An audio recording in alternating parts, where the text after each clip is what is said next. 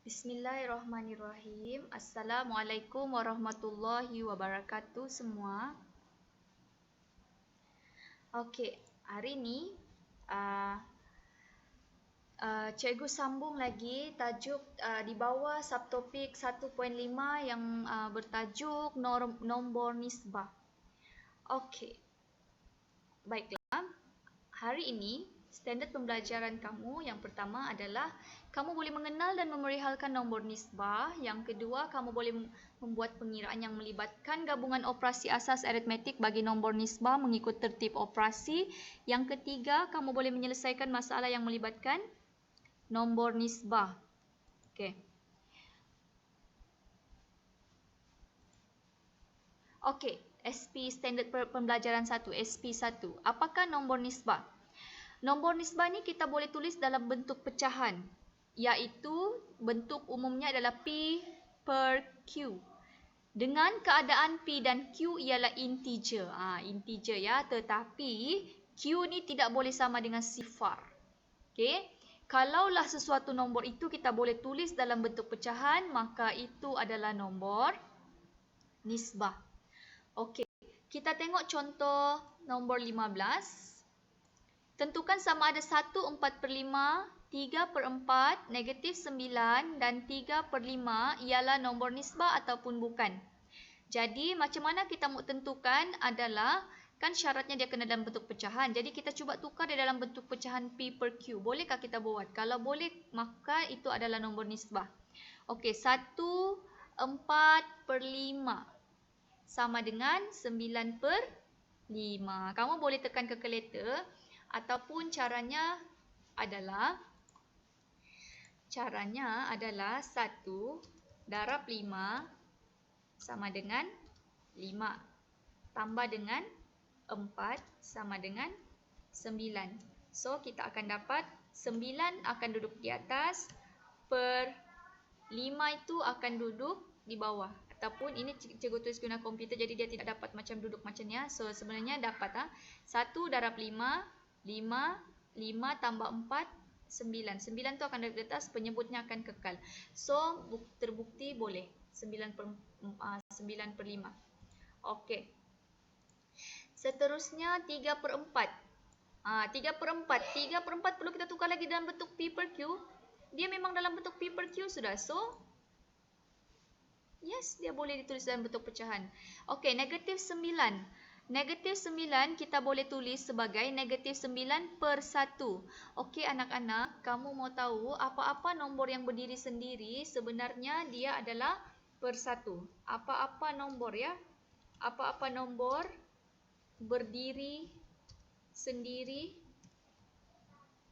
sebenarnya dia adalah per 1. Dia sebenarnya per 1. Okey, cikgu kasih kecil sikit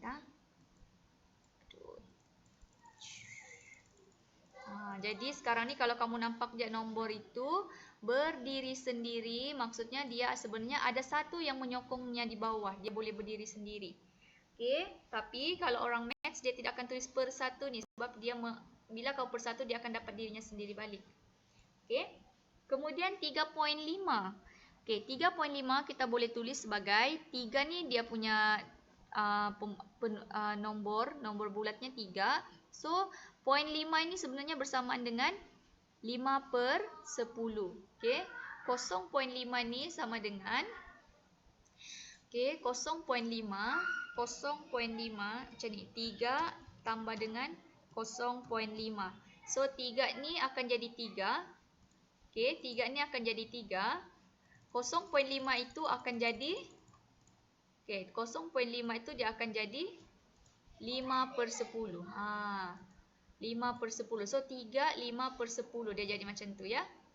Okey, kemudian 5/10 kita boleh permudahkan, dia akan jadi 5 bahagi 10 sama dengan 1/2. 5 kali 1 5 kali 2 dan kemudian 3 1/2 ni dia jadi macam ni. Bolehkah kita bentukkan dalam P per Q? Boleh. 3 darab 2, 6. 6 tambah 1, 7. So, 7/2. Jadi, apa kesimpulannya anak-anak? Maka 1 1/45, 3/4, -9, 3/5 ialah nombor nisbah. Sebab semua itu boleh ditulis dalam bentuk ini. Syaratnya kan boleh ditulis dalam bentuk ini. P per Q. Okey. Cikgu bagi kamu satu nombor perpuluhan yang kamu perlu fikir. Adakah 3.141592654 ... maksud dot tu ni masih ada lah nombor lagi di belakangnya yang panjang lah. Adakah ia nombor nisbah? Okey, jawapannya cikgu bagi tahu bukan nombor nisbah. Sebab apa? Tidak boleh ditulis dalam bentuk P per Q. Tidak boleh tulis bentuk P per Q. Yang ni, P per Q ni. Dia tidak boleh tulis dalam bentuk P per Q. Sebabnya dia punya titik perpuluhan nombor selepas titik perpuluhan adalah tidak seragam. So dia agak sukar untuk kita bentuk dalam bentuk pecahan ya. Okey, kemudian SP yang kedua, pengiraan gabungan operasi yang melibatkan nombor nisbah. Okey.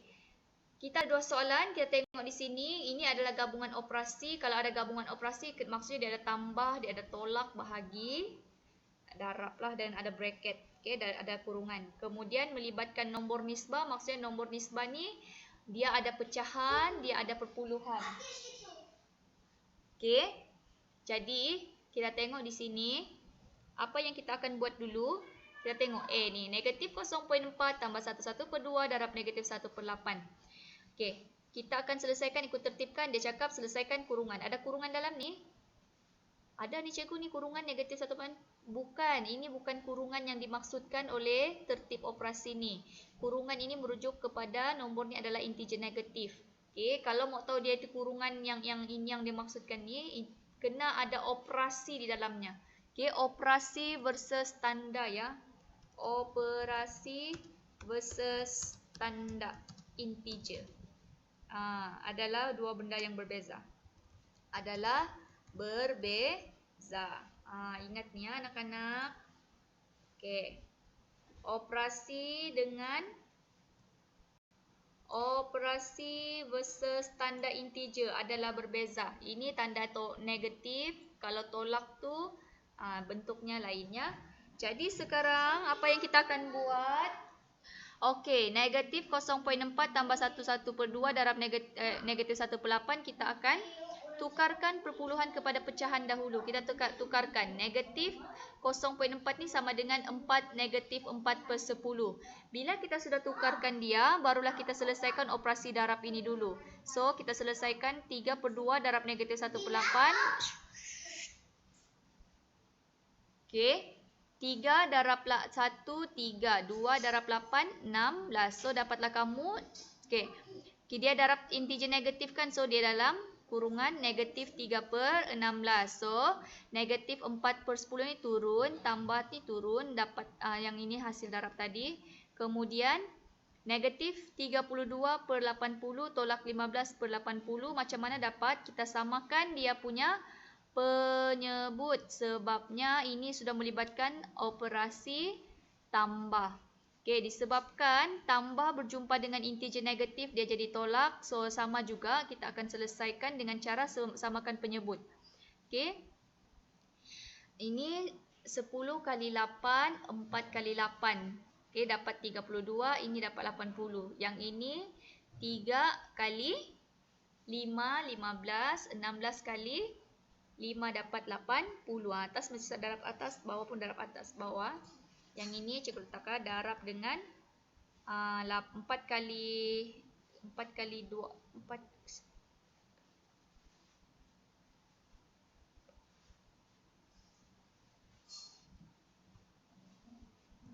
Yang ini darab 8. Yang atas ni darab 5. Yang bawah ni pun darab 5. Dia macam tu. Jadi dapatlah yang ini. Bila sama penyebut, barulah kamu boleh selesaikan di atas tu. Tengok operasi apa. Negatif 32 tolak 15. Maksudnya kamu hutang RM32, kamu hutang RM15. So hutang kamu bertambah. Hutang bertambah menjadi berapa? Hutang bertambah hutang bertambah ya. Hutang kamu bertambah. Dia jadi 47 hutang kamu. Kalau kamu tiada kalkulator, kamu guna konsep hutang-hutang ni ya. So, negatif 47, 80 ni pun ikut je lah per 80. Kalau pecahan ni boleh permudahkan, kamu permudahkan lagi. Tapi disebabkan dia sudah tidak boleh permudahkan, so inilah jawapan akhir. Okey, kita pergi soalan B. 18 darab, ni dalam kurungan. Ini kurungan ni, kurungan. Kenapa kurungan bentuknya tidak macam bujur, cikgu? Dia macam petak. Sebab ada satu kurungan lagi di dalam ni. Jadi kita mau bezakan kurungan yang di dalam ni dengan kurungan yang besar ni. So dia pakai bentuk yang petak macam ni. So 18 darab dalam kurungan negatif 7 per 12 tambah 1.5 bahagi 0.3. Jadi disebabkan dalam ni ada operasi darab, ada operasi tambah, operasi bahagi dan kita ada bracket yang bracket buat segini. Kita selesaikan bracket dahulu. So bila kita selesaikan bracket dulu, apa kita buat? Okay, kita selesaikan 1.5 tu kita tukar dalam bentuk pecahan dahulu. Okey, yang perpuluhan ni pun kita tukar dalam bentuk pecahan dahulu. 0.3 jadi 3/10. Jadi dalam kurungan ni kita kena selesaikan dahulu dalam kurungan ni, iaitu operasi darabnya dahulu. Sebab ada dua kan, darab atau tambah kan. So darab atau tambah, darab dulu. 18 per 1 ni, 18 ni kan kita boleh kasih jadi pecahan menjadi 8 per 1 kan. Tadi cikgu cakap apa-apa nombor yang berdiri sendiri di bawahnya ada per 1. So kita jadikan pecahan. Jadi apa kita dapat? Kita potong 18 potong dengan 12 ni boleh ya. Dia jadi 18 3 dan 12 ni jadi 2. Okey, dipermudahkan. So akhirnya 3 darab negatif 7 dapat negatif 21. 1 darab 2 dapat 2. So tambah 3 per 2 tambah 3 per 2. Tutup kurungan. Yang kalau kamu tengok kurungan yang untuk ini sudah selesai kan. Jadi kurungan yang besar di luar ni tadi dia bertukar menjadi kurungan macam ni. Jadi macam bentuk bujur. Bahagi 3 per 10. So kita selesaikan untuk dalam kurungan ni ada operasi tambah. Okey, disebabkan dia punya penyebut sama, so kita boleh settlekan terus nombor di atas tu. Negatif 21 tambah 3 dapat negatif 18 per 2. Okey, hutang RM21, bayar RM3. Mestilah ada hutang lagi, tinggal RM18. Bahagi 3 per 10. So hilang sudah kurungan, ada tanda bahagi. Bila ada bahagi di sini, bahagi pecahan, kita tukarkan bahagi itu menjadi darab supaya senang kita selesaikan. Bila kita tukar je operasi menjadi darab, automatik nombor pecahan ni akan terbalik. Yang bawah ke atas, atas ke bawah. 10 per 3 dia terbalik. So akhirnya kamu dapat, okey, di sini dia jadi, kenapa dia 9 per 1, 9 per 1, 18 bahagi 2 dapat 9. Okey, 2 kali 1, 2 kali 9 yang atas tu. Dia jadi 9 per 1, negatif 9 per 1, darab 10 per 3. So, kamu selesaikan 9 dengan yang bawah ni, darab sonsang, potong-potong secara, mansuhkan dia secara sonsang. Boleh, sebab operasi darab. So, 9, 3 kali 1, 3 kali 3 dapat 9. So, akhirnya kita pun selesaikan semua ini, atas darab atas, bawah darab bawah. Kita dapat negatif 3 darab 10, negatif 30. 1 darab 1, 1. Tapi kita tidak tulis sini per 1. Sebab jawapan akhirnya mestilah dalam keadaan yang paling ringkas. Okey, selesai. Kita pergi SP yang terakhir, iaitu penyelesaian masalah yang melibatkan nombor nisbah. Okey. Sebuah tangki mengandungi, kalau dia cakap penyelesaian masalah, maksudnya dia melibatkan situasi sebenarnya. Okey, situasinya adalah sebuah tangki ini mengandungi 10 liter air dan setiap hari 1 liter air mengalir keluar dari tangki yang bocor. Selepas seminggu 4.5 liter air dituang ke dalam tangki dan berapakah isi padu air di dalam tangki itu sekarang dalam liter. So penyelesaiannya adalah kita susun dia dalam operasi penyelesaian yang betul. Kita bermula dengan apakah isi air sekarang yang asal. Isi air sekarang asal adalah 10 liter. So 10 tambah dengan 1 liter. 1 liter ni mengalir. Kalau 1 liter mengalir maksudnya 1 liter 1.4. Okey. 1 liter air mengalir pada tangki yang bocor tu selepas seminggu 4.5 liter air dituang. Okey.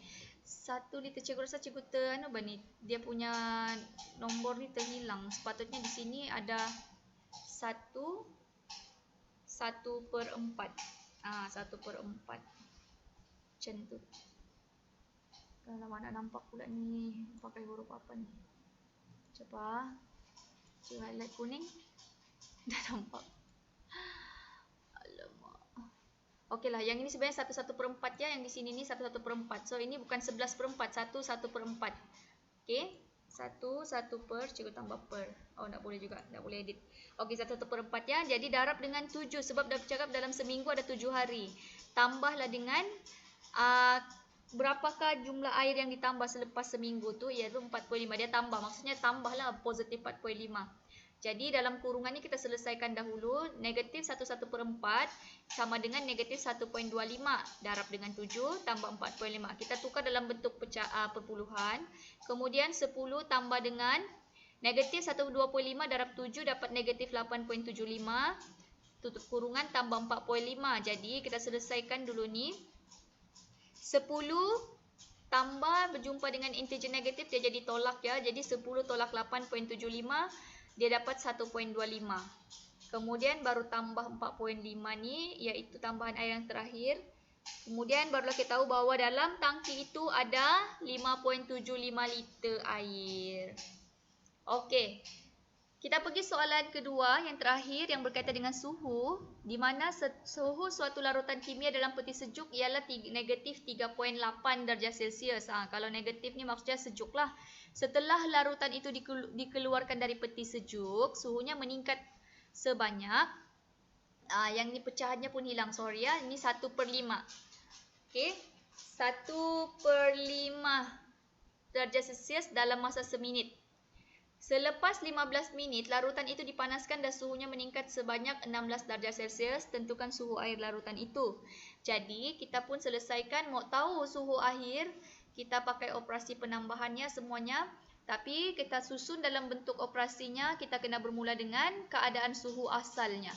Keadaan suhu asal negatif 3.8. Okey, letak. Tambah dengan 15 ni 15 minit darab dengan 1.1/5. 1/5 darjah Celsius tu maksudnya penurunannya. Peningkatannya. So, sebab itulah 1/5 ni adalah positif. Positif di sini tambah 6. 16 ini adalah suhu yang terakhir. Okey, jadi negatif 3.8. 15 darab 1/5 darab dapat 3. Tambah 16. So, negatif 3.8 tambah 3 dapat negatif 0.8. Tambah dengan 16, tambah dengan 16. Dan akhirnya negatif 0.8 tambah 16. Kamu dapat positif 15.2 darjah Celsius. Itulah suhu akhir larutan itu. Okey, so sebagai rumusan untuk bab 1 secara keseluruhannya, kamu belajar 3 benda yang besar. Yang pertama integer, yang kedua pecahan dan yang terakhir perpuluhan. Integer ini melibatkan 3 perkara, iaitu integer positif, sifar dan integer negatif. Kemudian pecahan pula ada pecahan positif, ada pecahan negatif. Begitu juga perpuluhan, ada perpuluhan positif, ada perpuluhan negatif. Yang mana ketiga-tiganya ini kamu kena selesaikan bila dia melibatkan gabungan operasi aritmetik. Okey, so cikgu harap kamu faham dan cuba buat latihan yang cikgu bagi. Dan apa-apa masalah, silalah terus PM cikgu ya. Jangan ditangguh-tangguh. Nanti kamu banyak tidak faham. Sebab lepas ni kita akan masuk bab yang kedua. Assalamualaikum warahmatullahi wabarakatuh.